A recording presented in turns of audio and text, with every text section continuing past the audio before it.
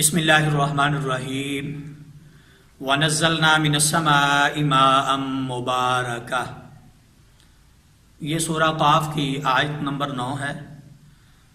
اللہ رب العزت نے اعلان فرمایا وَنَزَّلْنَا مِنَ السَّمَاءِ مَاءً مُبَارَكًا، جو آسمان سے پانی برستا ہے یعنی بارش کا پانی، یہ آپ کے لیے بابرکت ہے۔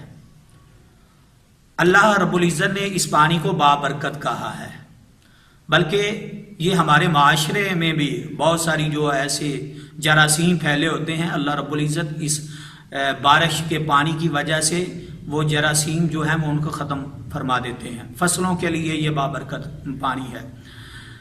تو عزیز ساتھیو، یہ بارش کا پانی حقیقت بات ہے کہ بہت بڑا انعام ہے، بلکہ یوں سمجھیے کہ ہر مرض کا علاج ہے، ہر مریض کے لیے یہ پانی شفا ہے اگر آپ اس کو استعمال کریں۔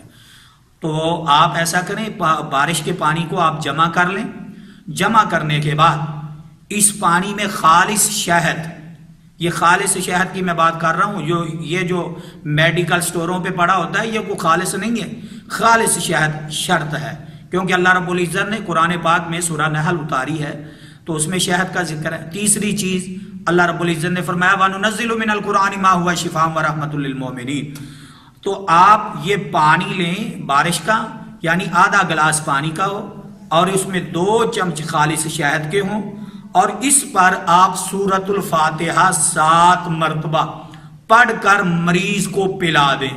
انشاءاللہ اگر وہ شوگر کا مریض ہے یا کینسر کا مریض ہے یا جسم میں جوڑوں میں دردیں ہو رہی ہیں، بہت سارے ہمارے جب وہ بزرگ والدین یعنی بڑھاپے کی عمر کو پہنچ جاتے ہیں تو پھر ان کو یہ مرض بڑھتی جاتی ہے، تو ان کو بھی آپ پلائیں اور ان والدین سے آپ دعائیں لیں، تو انشاءاللہ الرحمن اللہ رب العزت اس سے صحت یاب فرما دیں گے۔ جو بھی مسئلہ ہوگا یعنی بدن کا جو بھی مسئلہ، جو بھی بیماری ہے، اللہ رب العزت اس پانی کی وجہ سے اور شہد کی وجہ سے اور سورۃ الفاتحہ جس کو ویسے ہی ام الشفا کہا گیا ہے، تو اللہ رب العزت اس کی وجہ سے انشاءاللہ شفا دے دیں گے۔ تو اگر یہ آپ استعمال کریں، اگر پھر بھی آپ کو افاقہ نہیں ہو رہا تو پھر آپ میرے ساتھ رابطہ کر لیں یا کسی اور معالج کے ساتھ آپ رابطہ کر لیں۔ تو میرا یہ سکرین پہ نمبر دیا جا رہا ہے، تو آپ اگر رابطہ کرنا چاہیں تو آپ مجھ سے رابطہ کر لیں۔